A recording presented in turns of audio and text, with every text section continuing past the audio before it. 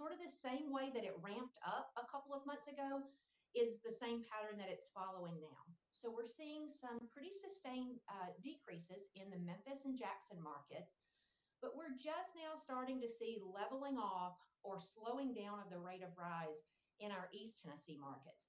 Specifically, the Knoxville market, Southeast Tennessee, Chattanooga, and the Upper Cumberland regions, as well as a little bit of in Northeast Tennessee, are still really feeling the crunch, although they're starting to get a little bit of relief compared to what they had a week or two ago. So we're watching that, but we're encouraged by that, and hope things continue moving in the right direction. One thing before I move off of trends that I want to remind you about, and it's actually a little different this time than it's been in the past, is the trend on deaths. So you may remember from previous surges, we typically see deaths peak about 2 or 3 weeks after the peak of cases. Well, we haven't quite seen that yet, or maybe we're still seeing a little bit of it, and there's a couple of reasons for that. One is just that delay in processing. We don't record the death until all of the documentation is verified and completed. But the other thing that's a little bit different with the Delta surge that's causing our death peak to come a little bit later is the average age of the patient. So you've heard me say many times, the average age is much lower with Delta. That's also where the higher numbers of our unvaccinated population are. People who are younger, patients who are younger,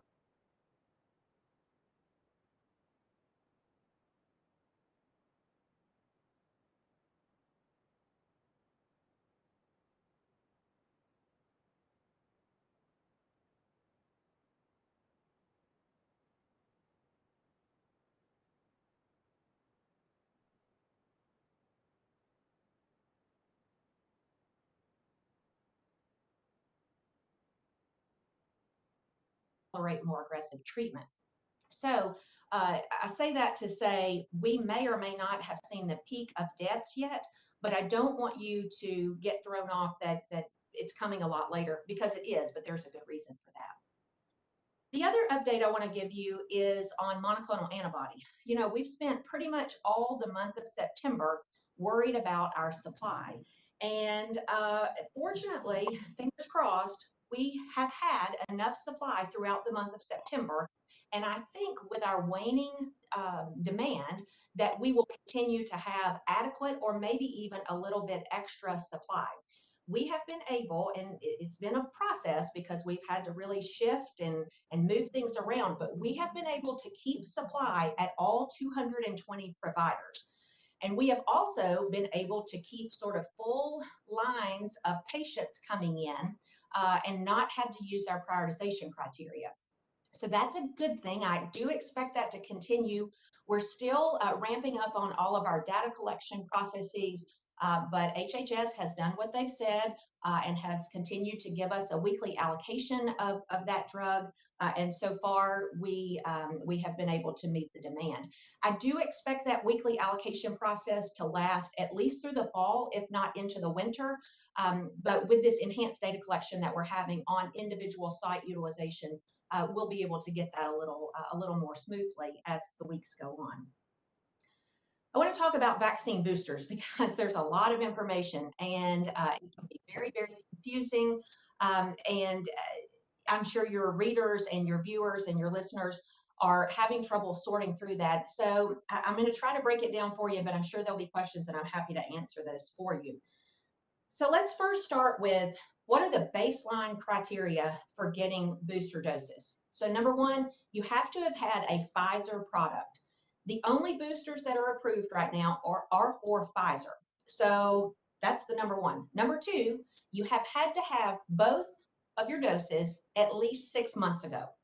And so when you think about, 6 months ago was early spring, March, April, that's about the time where most of the general population was becoming eligible. So there are probably a lot of Tennesseans that had the Pfizer product and that have had at least 6 months since their second dose. So those are the initial qualifying criteria. Then when you move from there, you move into two broad categories, the should and the may. So the should are the people who, yeah, you probably need a booster. You should do this if you fall into these categories. So that is every person age 65 plus. We know that older people are at higher risk for severe outcomes. And so everyone that met those initial criteria that I mentioned about Pfizer and 6 months, everyone 65 plus should have a booster. Likewise, anyone in a long-term care facility, whether that is assisted living or nursing home, they also should have a booster shot. And then if you are ages 50 to 64 with a medical condition, you probably should also have a booster shot. So let's talk about what those qualifying medical conditions are. It's a really big and broad list. And unfortunately, most of us in Tennessee have one or more of these conditions. They're very common conditions. Things like obesity, hypertension or high blood pressure, COPD, some people call that emphysema, heart disease, diabetes. Those are very common conditions that if you are ages 50 to 64, the CDC says you should have a booster shot. Now let's switch to the may category. This is more of a permissive type category, and it says you should essentially judge for yourself. If you feel that you're at enhanced risk, then you may have a booster shot if you fall into one of these categories. That is, if you are ages 18 to 49 with one of those medical conditions, you may have a booster if you would like that. And then also anyone age 18 plus that is at increased risk of occupational exposure.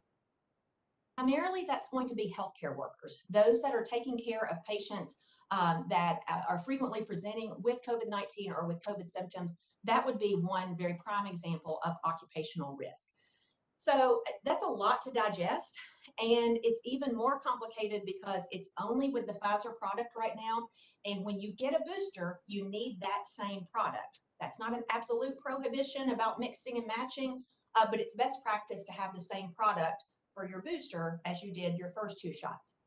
So let me give you a couple of other tidbits on boosters, and then we'll open it up for questions. So one question that I very commonly get when we talk about qualifying conditions and who qualifies for something, I always get the question, are you going to require documentation? Are you going to have to show proof of that? This is a self-attestation, which means if you tell us you have one of these medical conditions, we're going to give you the booster shot, because the burden on the paperwork and the documentation is not something that we're going to pursue or create an artificial barrier for. You will self-attest to these conditions when you present at that site. Secondly, I know a lot of people have loved ones in long-term care facilities, and they want those loved ones to get their vaccination very quickly. The same process that we used back in January and February for providing mass vaccination at long-term care facilities will be the same process that we use here. It's called the Federal Pharmacy Partnership, and it's essentially the two large pharmacy chains, CVS and Walgreens, having partnerships with local nursing homes to go in and give booster shots. So whoever gave them the first time are likely to be the same partners to give them the second time around. Something that's very, very important when we talk about boosters, and I have to remind myself of this, and I would like for you to remind your readers and viewers about this, which is we are not going to boost our way out of this pandemic. The single most effective way for us to end this pandemic is to get the unvaccinated vaccinated. So while we're talking about boosters and everybody wants to make sure they're as protected as they can be, our primary effort should still be getting those who are unvaccinated to get their first dose. A couple of other things to be watching for coming up in the next few weeks. I do anticipate that both Moderna and then eventually Johnson & Johnson will have their booster shots approved. That probably will follow the same pattern as it did initially, where Moderna will apply for their EUA in the next 3 or 4 weeks for the booster shot. Same thing with Johnson & Johnson. But probably the biggest news in vaccine development that's coming up, I would estimate in the next 30 days or so, I don't really have any good eyes on that, but it's probably just in the next few weeks, is the Pfizer approval for ages 5 to 11. This will be the first vaccine we have for any child under age 12. And so obviously those are our school age children. recognize there will be a lot of interest in that. I do anticipate that coming out certainly in the next 4 to 6 weeks, but we'll keep you updated on that. So with that, Sarah, I'm happy to take questions. Thank you. We will turn now to our questions. First up is Brett Kelman with the Tennessean. Brett, please unmute your microphone. Good morning, everyone, or afternoon. Dr. Piercey, thank you for making time. 2 questions related to monoclonal antibodies. One, I was curious if you could give us a statistic, a number on what the allocation has been in recent weeks. And 2, it is obviously fantastic news that we do not have a shortage and have not had to prioritize. Is that because the allotment to the state was bigger than anticipated, or is it because the demand decreased basically exactly at the time when the federal caps kicked in, or is it a little bit of both? Yeah, so I'll take that second one first. It is a little bit of both. So initially, our first 2 allocations were right around 7,700 or 7,600, the first 2 weeks that they allocated. That was significant and more than we expected to get. It wasn't anywhere close to kind of what we wanted, but it did meet the demand.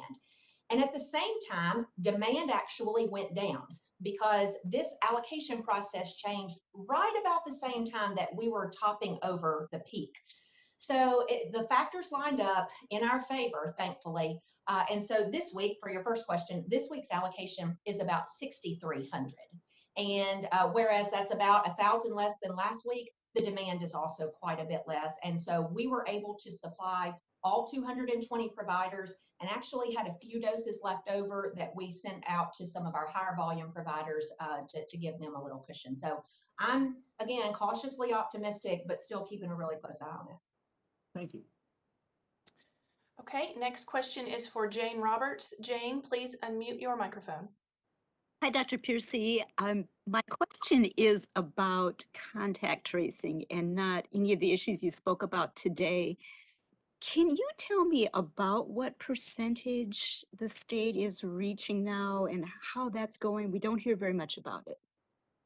That's a great question, Jane. And I actually haven't gotten an update on our sort of, I call it the conversion rate. I don't know that that's the right term, but it's the one that we actually get in touch with and complete the whole process and sort of get them all the way through the process. Even pre-Delta surge, that number was much less than 50%. And what I'm hearing anecdotally, it's even lower now for a lot of different reasons. One is, do people answer their phone? And we have trouble with that. They know they're going to get called and have appropriate contact tracing, which is touch points daily or every other day. We have converted some of that to text messaging, which has helped with uptake. It's a lot more convenient to do that than to talk to somebody on the phone. So that's mitigated that a little bit. But the other thing that we deal with, and it's understandable, as compared to the beginning of the pandemic when people were very, very frightened and they wanted every drop of information that they could get, they're sort of much more comfortable with it now. And so they don't see as much of a need for contact tracing.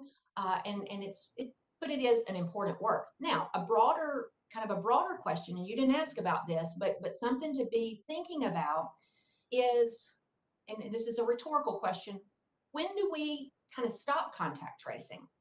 When in the process of the pandemic or when it moves to more endemic, do we stop that altogether? You know, we don't do contact tracing with influenza. I suppose they used to decades ago, but at some point you stop doing that because people know what to do.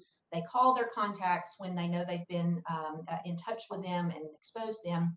So those are broad, high-level discussions that we as an industry are having, not just here in this state, but sort of as public health professionals. When do we transition from contact tracing every single case to just working specific outbreaks and then letting individuals do it themselves? So it's a good question, Jane.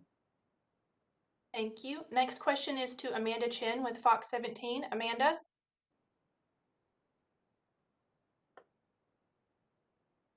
Amanda? With regard to the monoclonal antibody treatment, if there isn't a lack of supply in the state right now, do you still recommend providers follow those NIH guidelines to prioritize those who are most likely to be hospitalized with the virus? And my second question is, what do you say to those who are fully vaccinated who feel like they were kind of pushed to the back of the line in regard to this treatment?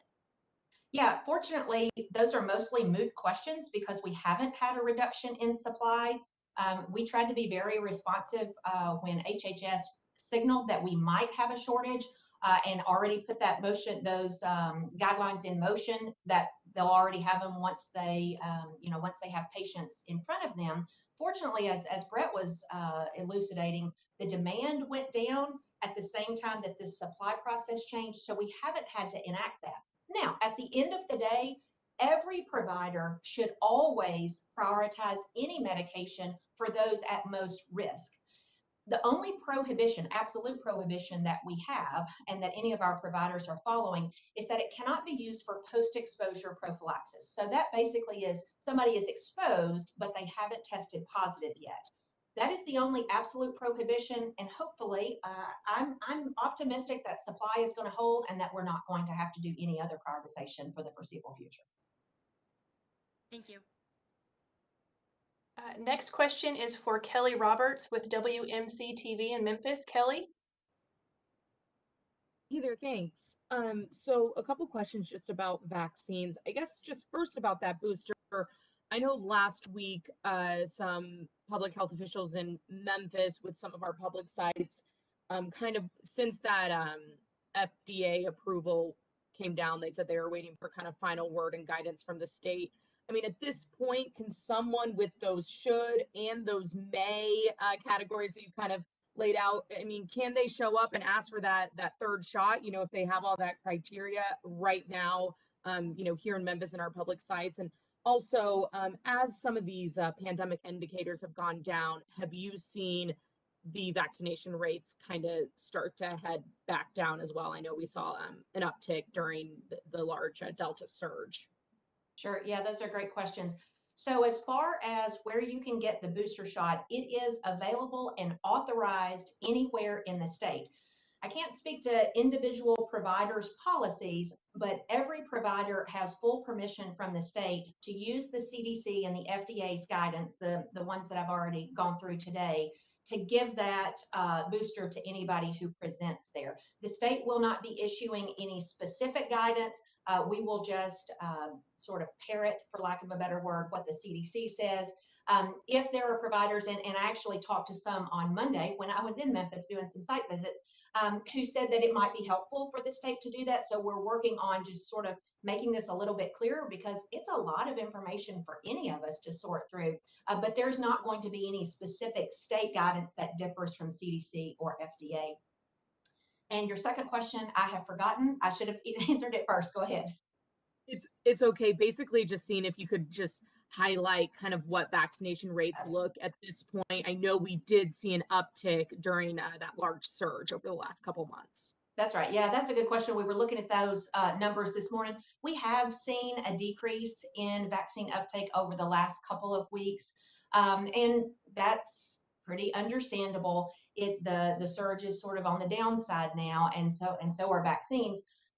I think, we had some really good uptake over the first few weeks of the surge. And so we'll see those people come back for second doses. And I will still see some continued momentum, but we are down from where we were the last 2 or 3 weeks. Next question is to Blake Farmer. Blake? I apologize because I try to only ask one question, but here's two. One is about the governor's executive order, which I believe is set to expire, the 5th of October, related to masks in schools. What has been your recommendation for what the governor should do sort of going forward as things change related to schools, COVID in schools? You're smart to ask your questions one at a time. And so I'll take that one. Governor and I speak frequently about masks. He knows that from a medical standpoint, they are an effective tool. We also both recognize that there's not a lot of appetite for mandates, essentially none for government mandates. So I have no insight into how he's going to handle the upcoming expiration of the executive order, but it's clear, and he said it on multiple occasions, masks do work. And if you want to wear a mask, you should be able to wear a mask. Okay. The other question is about mandates as well, but about vaccine mandates. I mean, if I understand correctly, we don't understand all of the mandates that are coming out from CMS, whether that's for nursing homes, but there are several entities that seem like they would fall under the requirements, such as the hospitals that haven't yet required vaccinations, which have more than 100 employees, nursing homes, probably other entities that you all, are the primary regulator of. So, what is the health department's role going to be in enforcing federal vaccine requirements? Yeah, that's a fair question. And you said something in that question that's really important is I don't know how that's all going to come out in the wash with all of the challenges to the federal mandates that have been announced, but we really don't have a ton of details yet on the actual rules of how those are to be implemented. Interestingly, the state doesn't have much of a role in determining that policy. I don't have to reiterate it again because I just said a minute ago how the governor feels about vaccine mandates. He's been very clear that vaccines are an incredibly important tool, but that it should be a personal choice. I'm worried about unintended consequences of these mandates as a condition of employment, particularly in areas that have that are already short-staffed. That's not part of the state health department's purview. That is the federal government's purview. We do survey on behalf of the federal government, but we have to use their rules and survey by their standards. And so, if and when that time comes, we'll execute our duties just as we're supposed to. Well, sorry for one follow-up, and that is to put a fine point on it. Yeah, I mean, the CMS inspectors, at least from my experience, they essentially are Tennessee Health Department employees, right? Will you have them enforcing a vaccine mandate that comes from CMS? It would seem I'm hearing you sort of say yes, but maybe I don't know. Help me out. No, the answer is yes. As state surveyors, we are a proxy for the federal government. So we just essentially are here on the ground and we survey on behalf of our federal partners. We don't get to make the rules or change the rules. So whatever the ultimate rules are from CMS, our state surveyors will have to survey on those standards. Okay, thank you. Next question is to Marta Aldrich with Chalkbeat. Marta?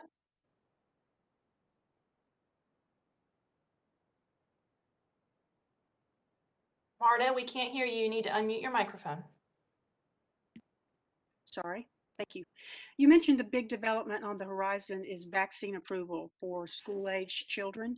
You also mentioned that getting unvaccinated people vaccinated is the best way to end the pandemic. So what are the department's plans for promoting vaccine uptake for children ages 5 to 12? Yeah, 5 to yeah, as a pediatrician, immunizations in children are top of mind for all of us, all of the time. And this one is really no different.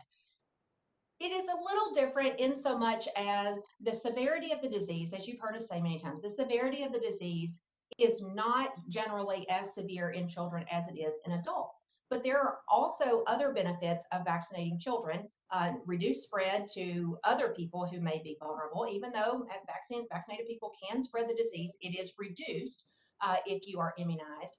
And then likewise, there are other reasons for kids to be vaccinated other than to protect their health. It also exempts them from quarantine. It exempts them from some other, sometimes masking requirements, keeping them in the classroom, on the ball field, the places that the kids want to be.